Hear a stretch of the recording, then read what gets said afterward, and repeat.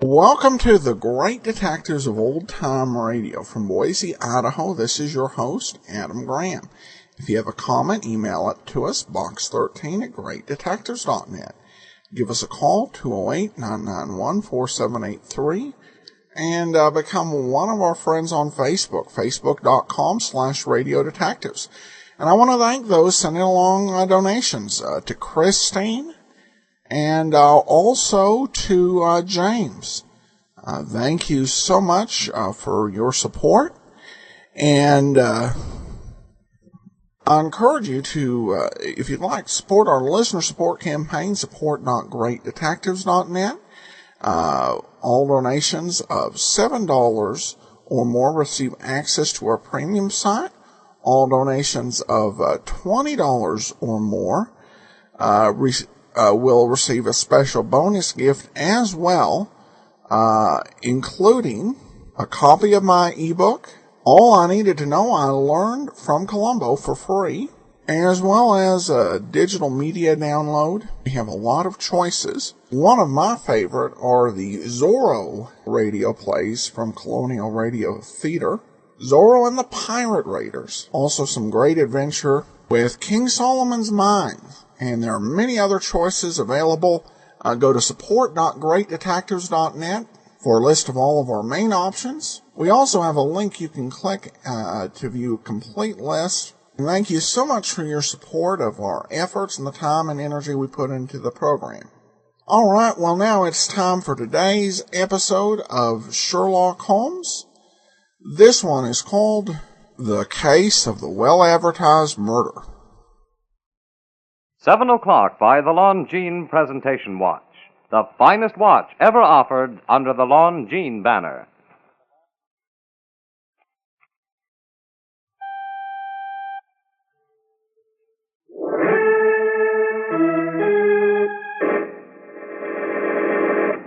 From New York City, the makers of Clippercraft clothes for men and more than 1,200 leading retail stores from coast to coast presents Arthur Conan Doyle's immortal character, the world's most famous detective, Sherlock Holmes, starring John Stanley.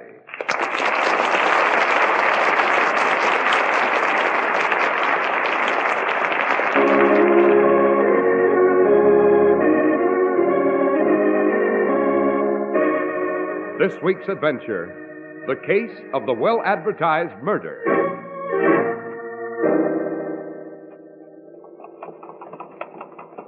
By Jove, Holmes, there's Park Road and it's blocked. Our carriage can't pass. Quite so, Watson. The road's being repaired. Turn around, driver. You will have to take the long way around. It'll cost us quite a bit of time, Holmes. Yes, and meanwhile, Christine Blakely is alone with her husband. And he hasn't the remotest notion that she means to kill him at any moment.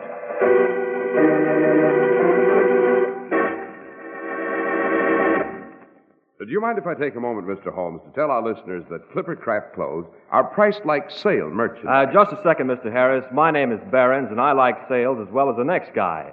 But how about the quality of these Clippercraft clothes? Well, I'm glad you asked, Mr. Behrens, because Clippercraft quality is superb. Luxuriously tailored, of really fine, long-wearing fabrics, and only $40 and $45.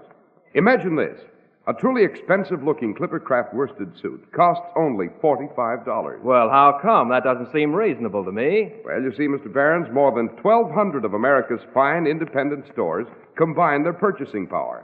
That makes for enormous savings in production and distribution. Well, granted, but I want to see before I buy. Where do I see these Clippercraft clothes? Right in your own community at the friendly independent store that sells Clippercraft suits and topcoats and overcoats, too. Just you compare Clippercraft with clothes selling for many dollars more. Thanks, I will. I like good clothes, but I like to save money, too.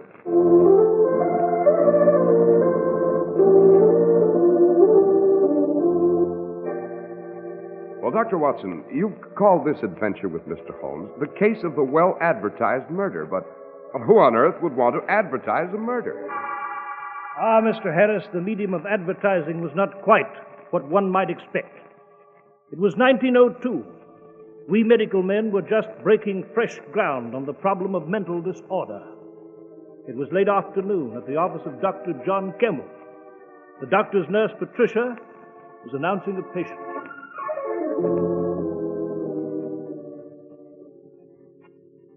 Mrs. Richard Blakely to see you, Doctor. I filled out a card for her. Oh, do bring her in, Patricia. Yes, Doctor. This way, please, Mrs. Blakely. Thank you. Sit down, Mrs. Blakely. That's it. Now, what seems to be disturbing you? Doctor, I realize that medical ethics require the presence of your nurse, but this is so confidential. Might we be alone? Oh, I'm terribly sorry. The nurse must remain. Patricia's a very understanding girl, Mrs. Blakely. Dr. Campbell and I have worked together for many years, ma'am, on every conceivable type of case, so you needn't feel embarrassed. Go on, Mrs. Blakely. Well, I haven't an ordinary illness. I have an illness, I should say, of the mind. Oh, Doctor, I haven't got the courage to speak of this, to face it. Well, won't you try? I can't help you if you won't try, Mrs. Blakely. Very well, I'll try. I'm Mrs. Richard Blakely. Notes, Patricia. Yes, Doctor. My marriage to Richard was a marriage of impulse. I became infatuated with him. Richard was handsome and well-bred and gallant. He was my Lochinvar come out of the West. Of course, after a few years of marriage, the first ecstasy died. The inevitable erosion of time began. Our marriage assumed the standard pattern of inertia, and I grew bored. And then I grew to dislike Richard. Doctor, I can't bring myself to say this. Now, please try, Mrs. Blakely. I'm sure you can. I disliked Richard in a petty way. It was a desire to avoid him more than anything else. He traveled because of business. I'd hoped he'd be delayed, giving me more time without him. I began filling the house with guests so that we shouldn't be alone. How did your husband react to this? Oh, he became irritated. Richard is jealous and possessive. He wants to be with me constantly. Then I thought of a divorce. Uh-huh. And what did you decide? Oh, it would be hopeless. He'd never grant one. Besides, even if I succeeded, he'd follow me and haunt me and use every device imaginable to bring me back. Now, why have you come to see a physician? Well, I began reading about the new theories of that doctor in Vienna, Sigmund Freud. Ah, yes, an astounding development. Brilliant craftsman of the human psyche. I became obsessed with what sort of demons might be lurking in my own unconscious. You shouldn't be alarmed, Mrs. Blakely. Each of us has skeletons in the closet whose rattling is sometimes terrifying. Well, perhaps you can dismiss it, Doctor, but I can't. I've made a horrible discovery about myself. What is it, Mrs. Blakely? I want to kill my husband. Really? That's why I've come to you. I'm afraid of going out of my mind. I've read every word of Freud's. I have the symptoms. I've constant headaches and pressure at the back of my head and sudden palpitations of the heart. I can't sleep and my hands tremble. They're abnormally cold. And I find myself exhausted suddenly for no apparent reason. You haven't been exerting yourself physically? No. Shall I prepare for a physical examination, Doctor? In a moment, Patricia. Mrs. Blakely, this desire to murder your husband. Tell me more about it, can you? Well, in the morning, when he's having his breakfast coffee, I think how easily I might poison the cup. And when we're in the underground, I think how simple it would be to push him before the train and say it was an accident. I'm on the road to insanity, Doctor. There's no doubt of it. And always, after I think of murdering Richard, I have spells. Breathing is difficult for me. I feel faint. Now, easy, Mrs. Blakely, easy. Must be something you can do. I mustn't go through with this awful thing. Bromide, Patricia, in hot water immediately. Yes, Doctor. Mrs. Blakely, have you told your husband of this? Oh, no. He'd ridicule me. I couldn't tolerate that. I'm losing my sanity, Doctor. I shall be a hideous, gibbering creature tied to a bedpost in coney hat or bedlam. Mrs. Blakely, We medical men still have pitiable spears with which to fight the dragon of insanity. But I shall try. I shall do everything possible to help you. I've had even more ghastly thoughts, Dr. Campbell. I've thought killing him just once wouldn't satisfy me. I've had a lust to take a knife and plunge it into his body over and over and over.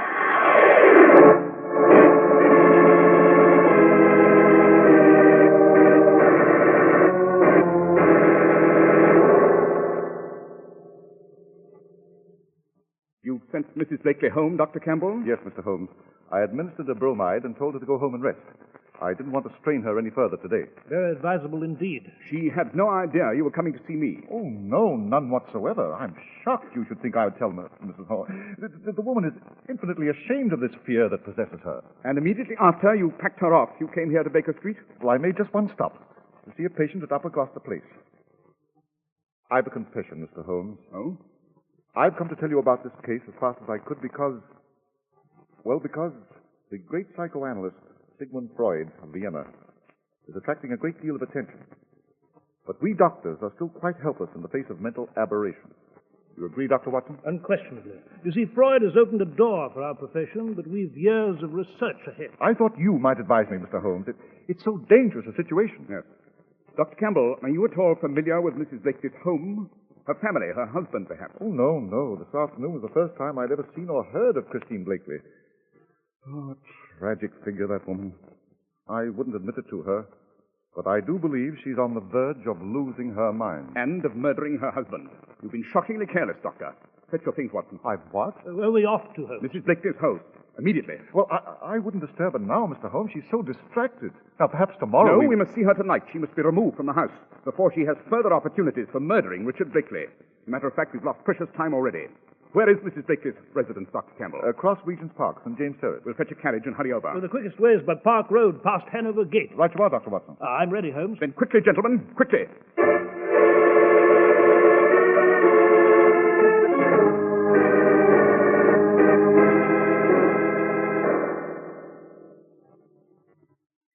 Where were you this afternoon, Christine? Richard, if you're going to assume that impossible role of prosecuting attorney again, Where were you?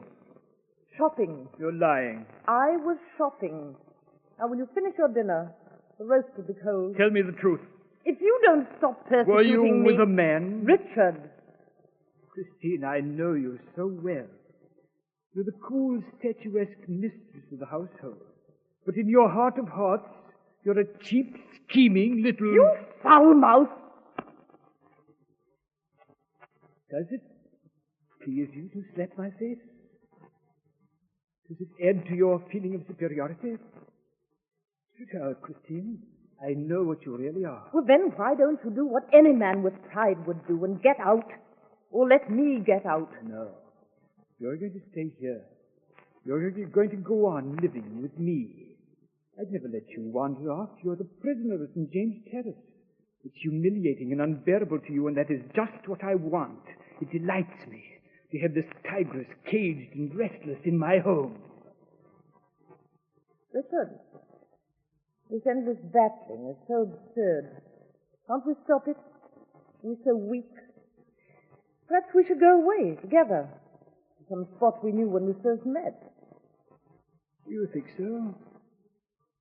But I'm never sure whether you're being sincere or if you're just play-acting to amuse yourself. No, I'm not play-acting.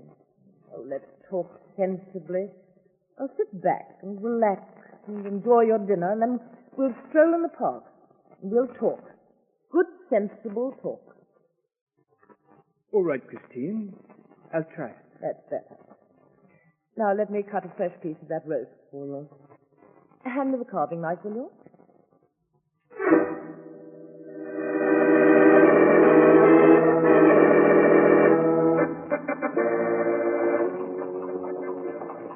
By Jove, Holmes, there's Park Road. And look, it's blocked. Quite so, Watson. It's being repaired. You see the sign? It's blocked as far as Hanover Gate. We shall have to turn about, Mr. Holmes. We'll have to take Marylebone Road to York Gate and cross the park on the outer circle. Yes, Dr. Campbell. Turn around, driver. Make for Marylebone Road. Hurry. It'll cost us quite a bit of time, confound it. Yes, and meanwhile, Christine Blakely is alone with her husband, and he has the remotest notion that she means to kill him at any moment.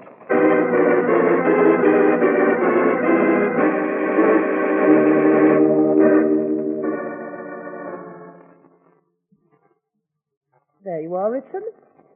I've cut a very tempting piece of the roast for you. You can be considerate, Christine. And I do appreciate the rare moments when you are. Now put down the carving knife, you'll cut yourself. I've given a great deal of thought to us, Richard. Of course. I've made a decision. You have, Christine? What is it? What is it, Christine? I can only be happy. Yes? I can only be happy if... If what? If you're dead. If you're dead, if you're dead, if you're dead.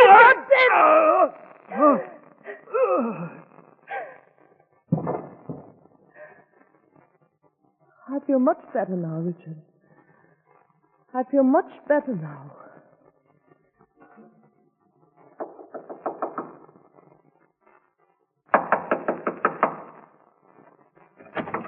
Mrs. Blakely, good Lord! We're too late, Dr. Campbell. Holmes, don't tell me this. Mrs. Blakely, Who are you? I'm Dr. Campbell. You must recognize me. You visited my office late this afternoon. Apparently, she's lost all sense of orientation. Mrs. Blakely, you do know who I am, do you not? I've never seen you before. I've never seen any of you before. I know who the gentleman is lying on the floor, though. That's my husband. He's dead.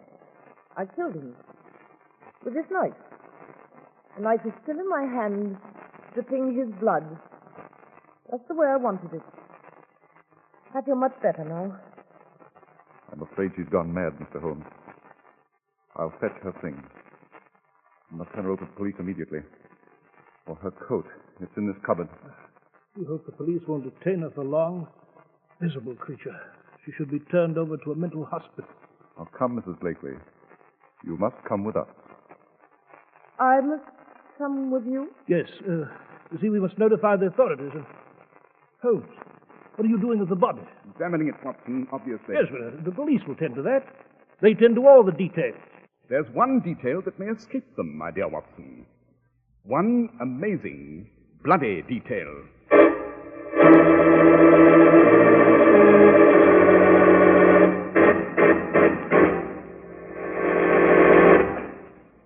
Look, Mr. Barons, let's hold that detail a minute. I'd like to talk to you some more. About Clippercraft clothes? Why, say, you've already sold me. But did I tell you about the You mean fact how that... over 1,200 fine independent stores from coast to coast gang up their buying power? Yes, and combine on manufacturing and distribution so that they can give values that are simply fabulous. Sure, I know. That's why Clippercraft top coats and overcoats look so expensive. But actually, Clippercraft top coats and overcoats only cost $40 to $47.50. Oh, I was coming to that. They're a terrific buy.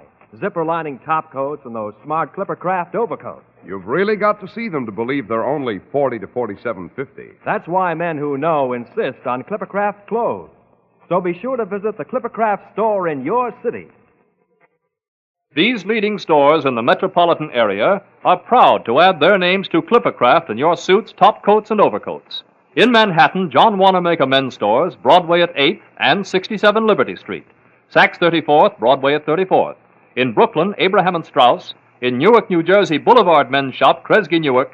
And in Jamaica, the B&B Clothes Shop, 16408 Jamaica Avenue.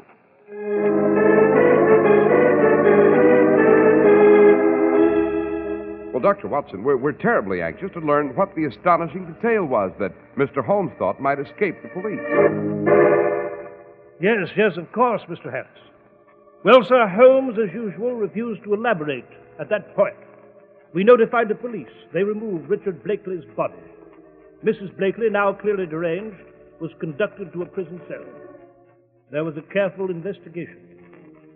Finally, she was committed to Bedlam, that awful asylum for the insane in Kent. You know, I'd regarded the case as a simple tragedy that had moved to its inevitable end. But not Holmes. He paid a visit to Mrs. Blakely in her room at Bedlam.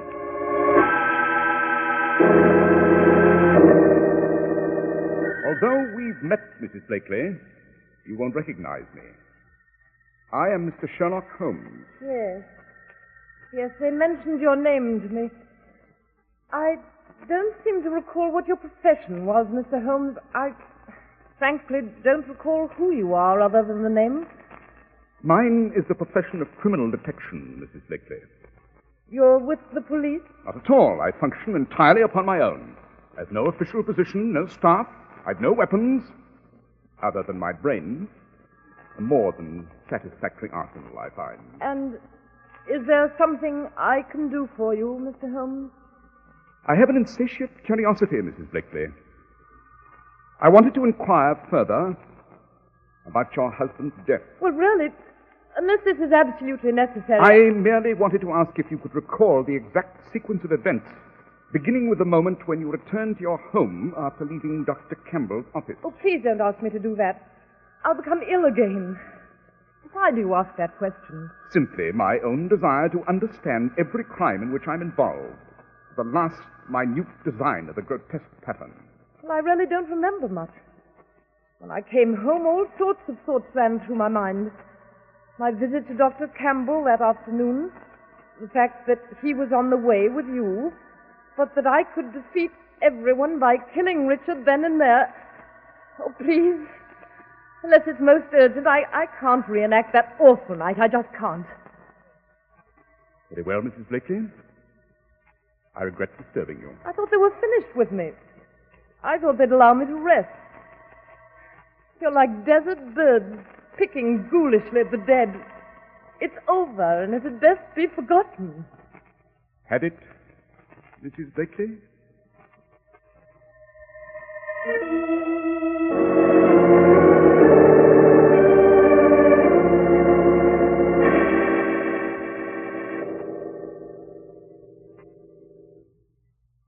I'm pleased that you dropped by to my office, Mr. Holmes. Are you, Dr. Campbell? Yes, I was afraid that after the Blakely case had ended, our acquaintance might end with it. I hardly thought so, Doctor.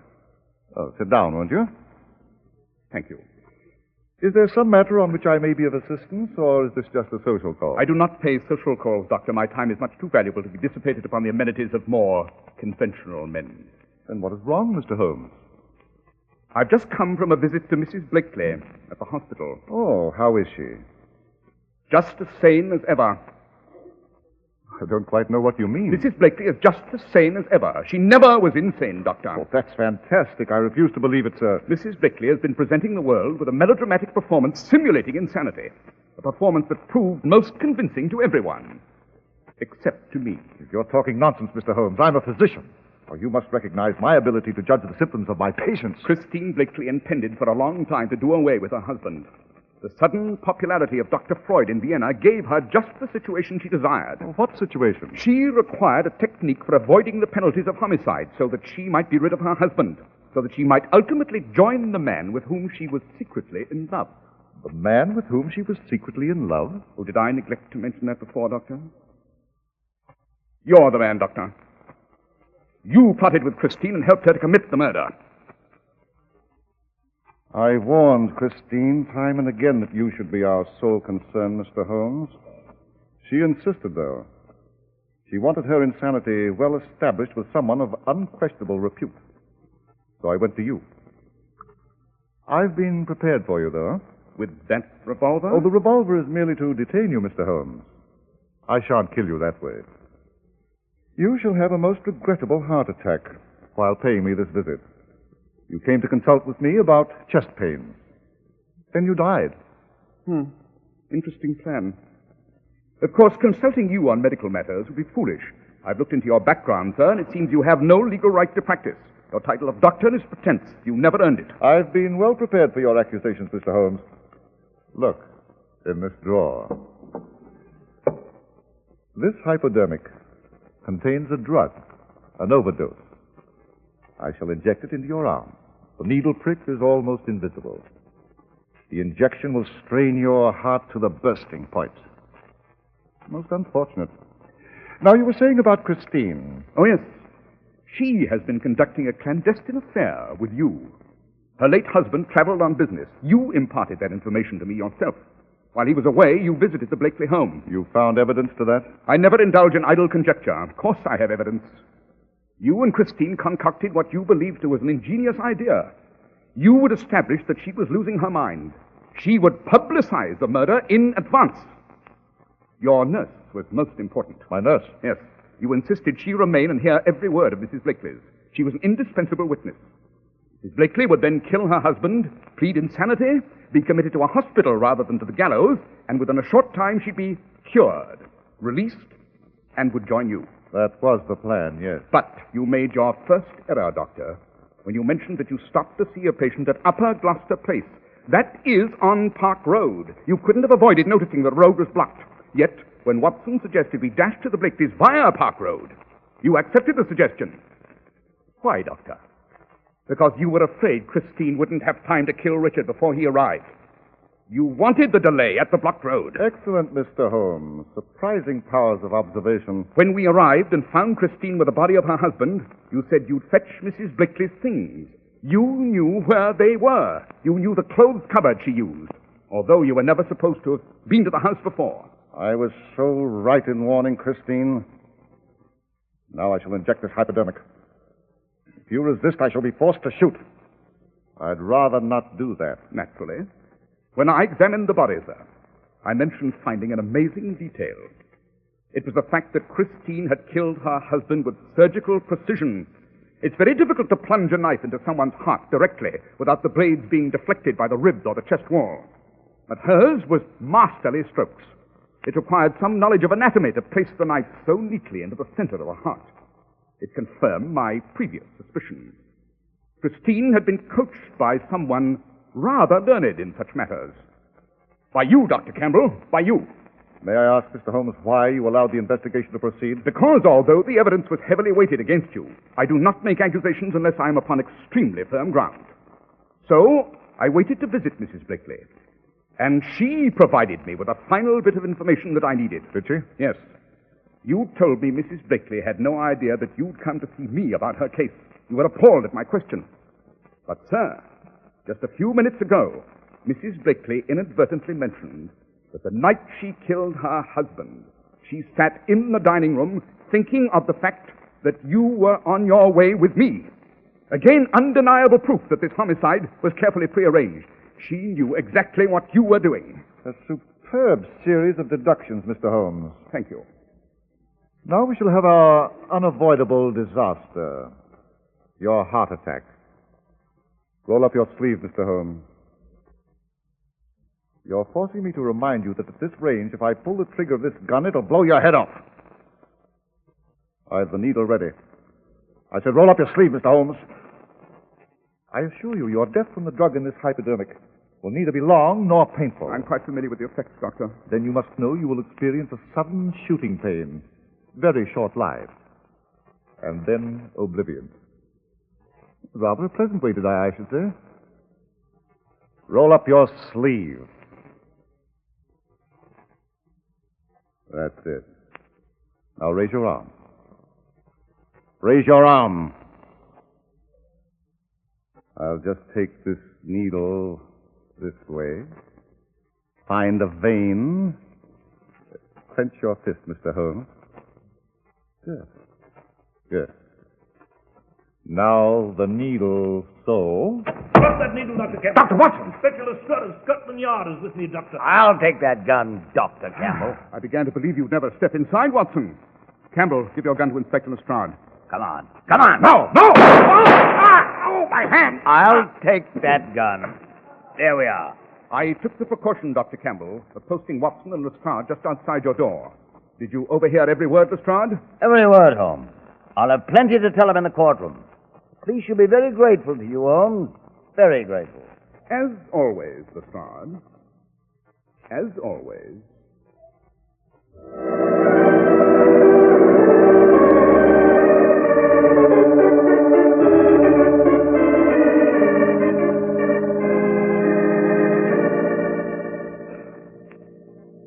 The Persian slipper, Watson. My pipe needs tobacco. Well, here you are, Holmes. Nothing quite like the armchair here at Baker Street, eh? You know, I've seen in the newspapers that Dr. Campbell and Mrs. Blakely will go on trial next week, both for premeditated murder. Excellent. A full-blown trial with a noose in the offing. None of your gentle medical inquiries into the dark recesses of Christine Blakely's mind. Amazing, Holmes, amazing. The facility with which you take a seemingly clear-cut case of insanity and prove that it was a scientifically outlined murder. By George, you know, there may have been countless other cases that passed unnoticed, and the killer is now scot-free. Conceivable, don't you think, Holmes? A murder that defies cold logic? It is beyond understanding? I beg to differ, my dear Watson. Any murder that defies explanation just requires time for me to smoke and think. To me, a case that's supposedly beyond human understanding is simply a three-pipe case. Match, please, Watson.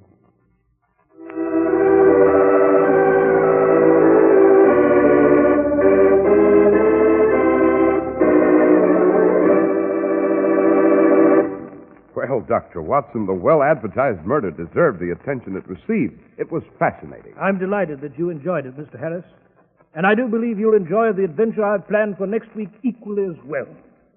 It's an adventure I've called The Island of the Dead.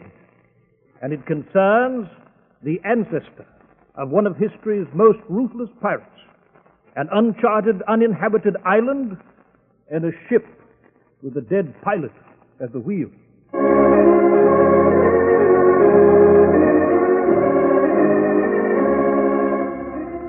The makers of Clippercraft clothes and more than 1,200 stores from coast to coast have brought you another in the new series of broadcasts featuring the world's most famous detective, Sherlock Holmes. Our stories are based upon the character Sherlock Holmes, created by Sir Arthur Conan Doyle, and the program is produced and directed by Basil Loughrane. Sherlock Holmes is played by John Stanley, Dr. Watson by George Spelton. Christine was played by Rita Vale. This week's story was written by Howard Merrill with special music by Albert Berman. If you don't know your Clippercraft dealer, write Clippercraft, 200 Fifth Avenue, New York City.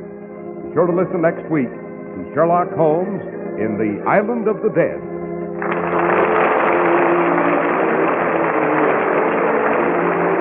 This is Cy Harris speaking for Clippercraft Clothes. This is the Mutual Broadcasting System. Next, it's Behind the Front Page with Gabriel Heater. Send your merchandise and Christmas gifts the fast way. Use Eastern Airlines Air Parcel Post Services. Packages up to 70 pounds. Contact your local post office for details. Welcome back. I'm going to get some emails on this one. This plot seemed, particularly the ending, seemed a little bit contrived. Certainly with Watson and Lestrade outside, there was really no reason for the delay, other than to increase the show's Hooper rating with some artificial sort of suspense. And the solution, I did kind of see this coming when we found out she had gone ahead and murdered her husband. Mainly because the episode couldn't be over at this point, and this seemed the most logical conclusion. The Holmes kind of muddle things a bit when he claimed both that, no, you're not really a doctor, and then, yeah, you're an expert medical man who taught her how to surgically stab her husband in the heart. I think the concept was good and interesting. Execution may present the problem here. I did think that the only way I thought that this could have been a case where the doctor really was being straight with Holmes and the audience was if it was like Holmes inexplicably leaving that professor alone, take his daughter out for the weekend after that suspicion that he might commit murder back in the logic of murder, that maybe the doctor just made a mistake in order to facilitate the plot.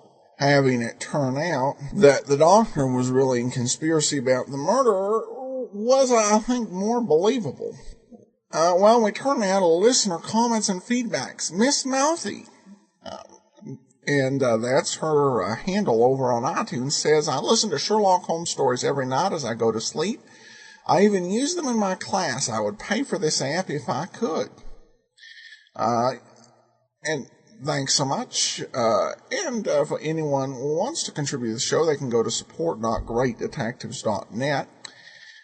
Speaking of the show, we are running out of Sherlock Holmes programs.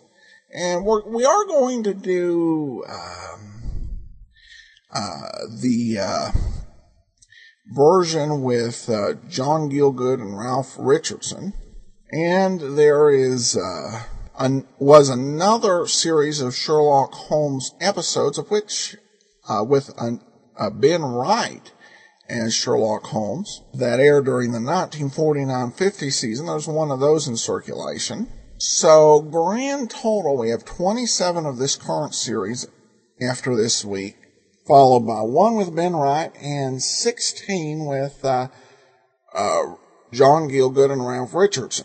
So 44 episodes left, which means that we'll need to replace the show before the end of next season. And we'll run a series of 4 mystery specials, 1 related to Sherlock Holmes and 3 related to each other. And I'll let you in on what those are when we actually get to that time. And then coming to Thursdays will be Nick Carter. So coming in about 48 weeks will be Nick Carter. And speaking of that, we turn to an email from Joshua who says, "Love the show, but when will you do Richard Diamond and Boston Blackie?" Thanks for the question, Joshua. And I can answer that we will do Boston Blackie as soon as we finish the Nick Carter series. We may put one small series, like 2 to 4 episodes, because we have a lot of those small series, but pretty much right after we finish with Nick Carter. As for Richard Diamond, it'll be after we finish Let George Do It, the Yours Truly Johnny Dollar serials, and Philip Marlowe. And so it's going to be a little while. I know we've got a lot of listener requests for a lot of shows that take a little bit of time to get through. And we'll definitely do everything we can to get to some of these as soon as possible. Once we add all the shows that we're going to be bringing to you season, we'll have 50-odd shows that we'll be doing sometime in the 2013-2014 season and beyond.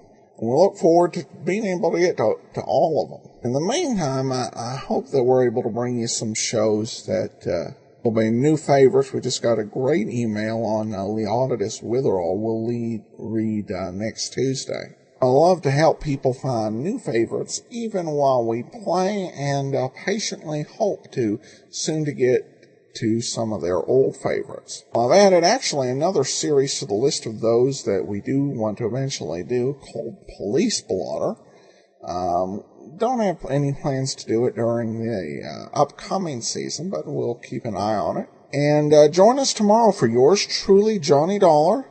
And we'll also announce what the police procedural will be that will join our lineup in January. All right, well, send your comments to box13 at greatdetectives.net. Follow us on Twitter at Radio Detectives, and we appreciate your support, support.greatdetectives.net. From Boise, Idaho, this is your host, Adam Graham, signing off.